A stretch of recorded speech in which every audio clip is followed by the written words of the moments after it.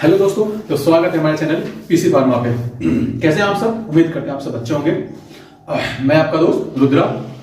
तो आज हम शुरू करने वाले हैं B Pharm third year 6 semester में। सब्जेक्ट है हमारा बायो फार्मास्यूटिक्स एंड फार्माकोकाइनेटिक्स। ठीक है, तो ये हमारा नया सब्जेक्ट है जो हम आज शुरू करने वाले हैं और आगे फर्दर क्लासेस की कंटिन्यू होती रहेंगी। और हम उम्मीद आपको यकीन दिलाते हैं कि आपके एग्जाम तक आपके सारे नोट्स और आपके सारे टॉपिक क्लियर कराए जाएंगे। तो आप लोग हमारे साथ बने रहिए। ठीक है, चलिए तो आज हम शुरू करते हैं अपना सब्जेक्ट बायो फार्मास्यूटिक्स का पहला यूनिट का पहला टॉपिक जो हमारा है एब्जॉर्प्शन। एब्जॉर्प्शन, अगर हम एब्जॉर्प्शन की बात करें तो अभी तक हम लोगों ने कोलोजी इतना पढ़ लिया है कि हमें एब्जॉर्प्शन बारे में पता होगा। फिर भी एक बार हम डेफिनेशन देखते हैं क्या होता है कि absorption is a process in which a drug reaches into circulatory system from the site of administration। ठीक है, अगर हम कहें कि किसी भी ड्रग का साइट ऑफ एडमिनिस्ट्रेशन से सिस्टेमिक सर्कुलेशन या फिर सर्कुलेटरी सिस्टम तक पहुंचने की प्रक्रिया कहलाती है हमारी एब्जॉर्प्शन। अब इसी को अगर हम दूसरी भाषा में कहें तो हम जो दवा कहीं भी अपनी बॉडी में एडमिनिस्टर कर रहे हैं, अप्लाई कर रहे हैं, वहां से उसका मूव करके हमारे ब्लड में पहुंचने की प्रक्रिया ही कहलाती है एब्जॉर्प्शन, सिंपल लैंग्वेज में। और क्या लिखा गया? All medication extract IV reach the blood compartment from the site of administration. मतलब कि अगर हम आईवी जो अपना डोजेस फॉर्म है इंट्रावेनस, अगर इसकी बात छोड़ दें तो इसके अलावा हमारे पास जितनी भी दवाएं हैं वो सब हमारी साइट ऑफ एडमिशन से एब्जॉर्ब होके या मूव करके हमारे ब्लड कंपार्टमेंट में पहुंचती है।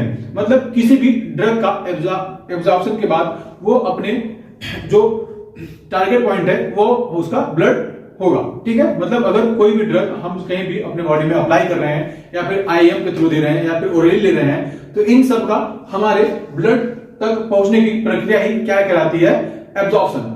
उम्मीद करते हैं आप सबको समझ में आया होगा। एक बार फिर समझ लेते हैं कि absorption is a process in which a drug reaches into the systemic circulation from the site of administration। एक ड्रग का हमारे साइट ऑफ एडमिनिस्ट्रेशन से ब्लड में पहुंचने की प्रक्रिया कहलाती है एब्जॉर्प्शन।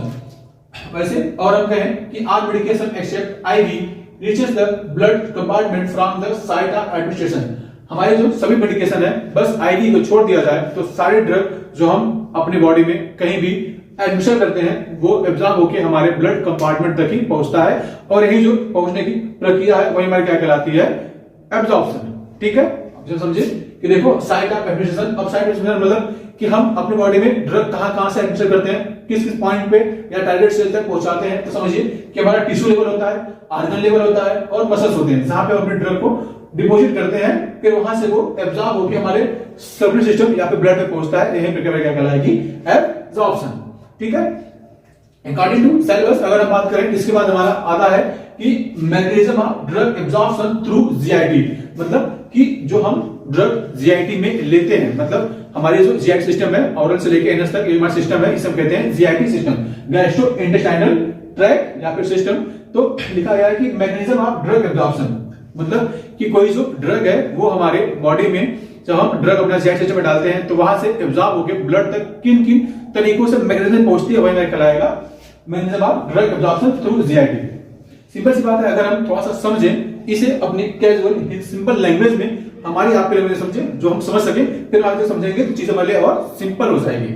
समझिए जैसे कि अगर आपको कहीं भी जाना है, मान लो कि आप अपने घर से निकले हैं और आपको जाना है एक चौराहे तक। ठीक है, तो चौराहे पर 4 रास्ते आके मिलते हैं, लेकिन आप जब घर से निकलते हैं तो आपको एक रास्ते पर जा रहे थे आप। ठीक है, तो आप यहां से चौराहे तक गए, एक रास्ता है जाने का। ठीक है, अब समझ लीजिए कि आपका जो घर है वो आपका क्या हो गया? साइट ऑफ एडमिनिस्ट्रेशन हो गया। और आपका चौराहा जो है जहां आप जाना चाहते हैं, खीर पकौड़ी जो भी खाना सुबह नाश्ता करने जाना चाहते हैं, तो हमारा हो गया सर्कुलेटरी सिस्टम या फिर सिस्टेमिक सर्कुलेशन या फिर ब्लड सिस्टम हो गया, जहां हमें ड्रग को पहुंचाना है। तो क्या आपने ऐसा नहीं देखा है कि आपके घर से जो रास्ता निकलता है वो आगे जाके दूसरे रास्ते में कन्वर्ट होकर फिर वो जाता है पहुंचता है अपने चौराहे तक। ठीक है, आप इधर से गए, मतलब इधर से रास्ता पड़े और फिर वहां पे गए, या फिर हो सकता है कि आप डायरेक्ट पहुंचे वहां पहुंच गए, या फिर एक आप रास्ता काफी लंबा है जो काफी घूम घूम घूम घूम 5 मिनट घूम के जाके वहीं पहुंचता है। तो प्लेस हमारी एक ही होती है पर वहां जाने के तरीके हमारे अलग अलग होते हैं। तो ऐसे ही जो हमारा ड्रग है जो अपने सिस्टम में डिलीवर करते हैं वो वहां से एब्जॉर्ब होके हमारे ब्लड में पहुंचने के मेथड तरीके अलग अलग हैं। वही मैंने कहलाता है मैकेनिज्म ऑफ ड्रग एब्जॉर्प्शन। वो कौन कौन से तरीके हैं जिसके थ्रू हमारा जो ड्रग है हमारे जीआईटी सिस्टम से एब्जॉर्ब होके हमारे ब्लड तक पहुंचता है। तो चलिए एक एक करके हम समझते हैं कि कौन कौन से वो मैकेनिज्म है। तो हम यहाँ पे देख रहे हैं कि यहाँ पे हमारे मैकेनिज्म कुछ लिखे हैं। तो इससे पहले हमारा है पैसिव डिफ्यूजन। तो पैसिव डिफ्यूजन पहला नाम, दूसरा हमारा कैरियर मीडिएटेड ट्रांसपोर्ट हो गया। और कैरियर मीडिएटेड ट्रांसपोर्ट में दो नाम है, एक है फैसिलिटेटेड डिफ्यूजन और सेकंड वन है एक्टिव ट्रांसपोर्ट। अभी मिसे समझेंगे, पहले आप नाम को रिकॉल कर ले या फिर एक बार देख ले। तीसरा हमारा है पोर ट्रांसपोर्ट और चौथा आयनिक डिफ्यूजन, पांचवा आयन पेयर ट्रांसपोर्ट एंड छठा है इंडोसाइटोसिस। इंडोसाइटोसिस में दो पर्टिकुलर डिवीजन है, एक हमारा है phagocytosis and second one pinocytosis. हम देख रहे हैं कि फैगोसाइटोसिस हम कहते हैं cell eating and second one pinocytosis जिसे हम कहते हैं सेल ड्रिंकिंग। ठीक है, हमने एक बार नाम देख लिया कि वो कौन कौन से मैकेनिज्म है जिसके थ्रू हमारा ड्रग एब्जॉर्ब होता है। ठीक है, एक बार फिर देखते हैं पैसिव डिफ्यूजन, कैरियर मीडिएटेड, पोर ट्रांसपोर्ट, आयनिक डिफ्यूजन, आयनिक पेयर आयन पेयर ट्रांसपोर्ट और लास्ट में इंडोसाइटोसिस। अब एक एक समझे। तो पैसिव डिफ्यूजन की बात करें तो पैसिव डिफ्यूजन एक ऐसा सिस्टम है जिसमें कोई भी ड्रग हमारी high concentration to low concentration move करके जाती है। मतलब जहां पे ड्रग का अमाउंट ज्यादा है वहां से मूव करके कम की ओर जाएंगे, और जब ज्यादा से कम की ओर करके जाएंगे तो ऐसे में आपको एनर्जी रिक्वायरमेंट नहीं पड़ेगी। जैसे समझिए कि आप एक ऊंचे रोड पे खड़े हैं, एक चौराहा आपका एक पुल है जहां वहां पे खड़े हैं और नीचे आपका स्लोप बिल्कुल ऐसे है। अगर आप यहां से अपनी साइकिल को मतलब साइकिल पर बैठे हैं और साइकिल पर बिना पेडल मारे आप यहां पे अपनी साइकिल स्टार्ट करते हैं, ब्रेक छोड़ते हैं, तो बिना आपको एनर्जी लगाए वो आराम से अपने नीचे लेके आ जाएगी। ठीक है, तो ऐसे में होता है passive diffusion higher to lower तरफ मूव करता है। अब हायर टू लोअर तरफ मूव करता है तो इसलिए से कहते हैं कि हमारी डाउन हिल ट्रांसपोर्ट मैकेनिज्म है और इसमें एनर्जी रिक्वायरमेंट नहीं पड़ती है और इसमें जो हमारा ड्रग कंटेंट है वो हमारा हाई टू लो की ओर मूव करता है। तो एक ऐसा ट्रांसपोर्ट सिस्टम या फिर एक ऐसा मैकेनिज्म ड्रग का एब्जॉर्प्शन मैकेनिज्म जिसमें हमारी एनर्जी रिक्वायरमेंट नहीं पड़ती है। हमारे जो ड्रग मॉलिक्यूल है उनकी जो मैकेनिकल इलेक्ट्रो मैकेनिकल जो पावर होती है, जो वाइब्रेट की पावर होती है, वो उसी थ्रू अपना हायर टू लोअर तरफ मूव करते हैं। तो ऐसे प्रक्रिया कहलाती है पैसिव डिफ्यूजन। दूसरा देखें तो हमारा है, इसे एक नाम और देते हैं नॉन आयनिक डिफ्यूजन। मतलब इसमें कोई भी आयन का डिफ्यूजन नहीं होता है, इसमें जो नॉन आयनिक ड्रग होंगे वही इस पार्ट उसमें से ट्रांसपोर्ट हो पाएंगे। तो नॉन आयनिक ट्रांसपोर्शन हो गया, डाउन हिल ट्रांसपोर्ट हो गया और no energy requirement and high to low की ओर मूव करता है, इसे कहेंगे पैसिव डिफ्यूजन।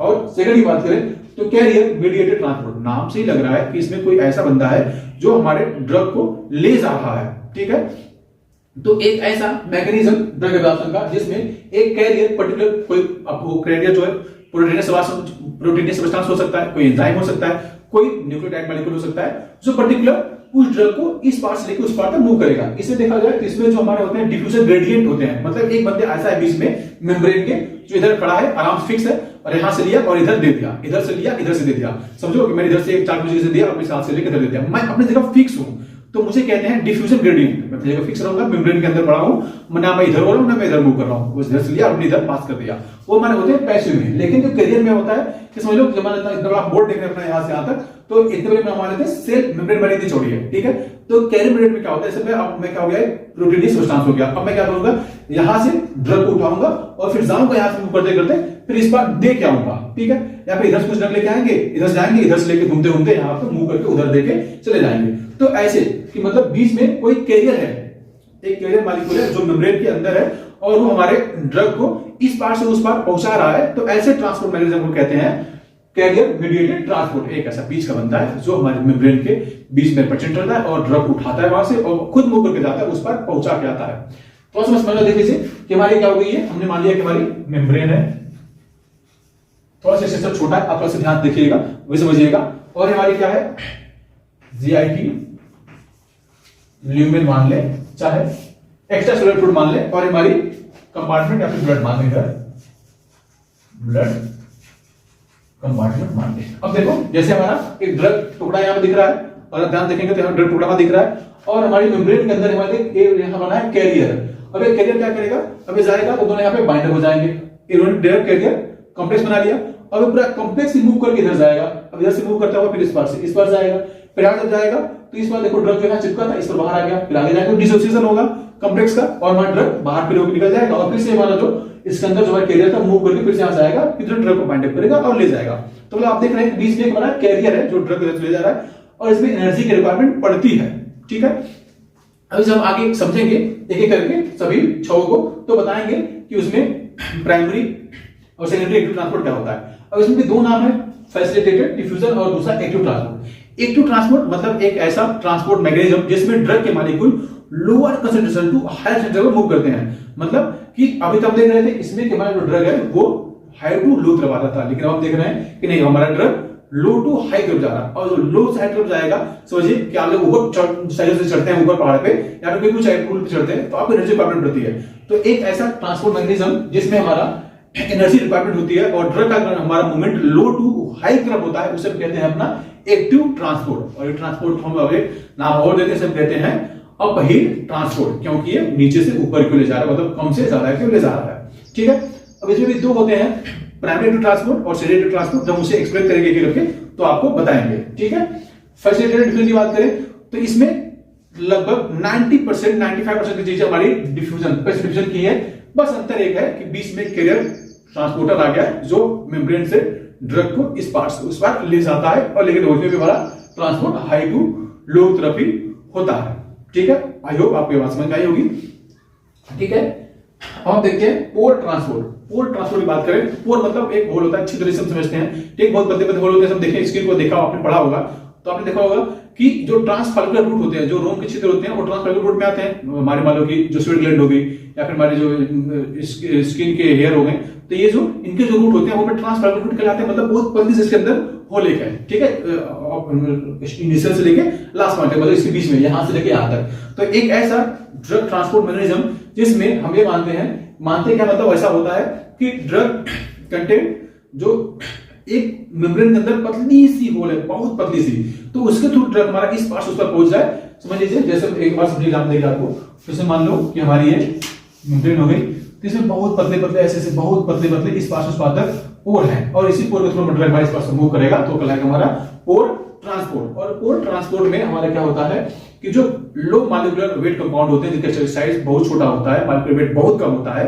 अगर हम बात करें नियर अबाउट 100 डाल्टन वहां तक होंगे तो इस के थ्रू उस पार से उस पार जाते हैं, वही कहलाएगा पोर ट्रांसपोर्ट। ठीक है, हम देखते हैं आयन डिफ्यूजन। अगर हम आयन डिफ्यूजन की बात करें तो जैसे आप सबने पढ़ा होगा जैसे आयन चैनल ट्रांसपोर्ट आपने पढ़ा था। ठीक है, उसमें क्या होता है पर्टिकुलर आयन के लिए चैनल बना होता है कि सोडियम इससे अंदर आएगा, पोटेशियम इससे बाहर जाएगा, क्लोरीन आयन या क्लोराइड आयन इससे अंदर जाएगा उससे बाहर जाएगा।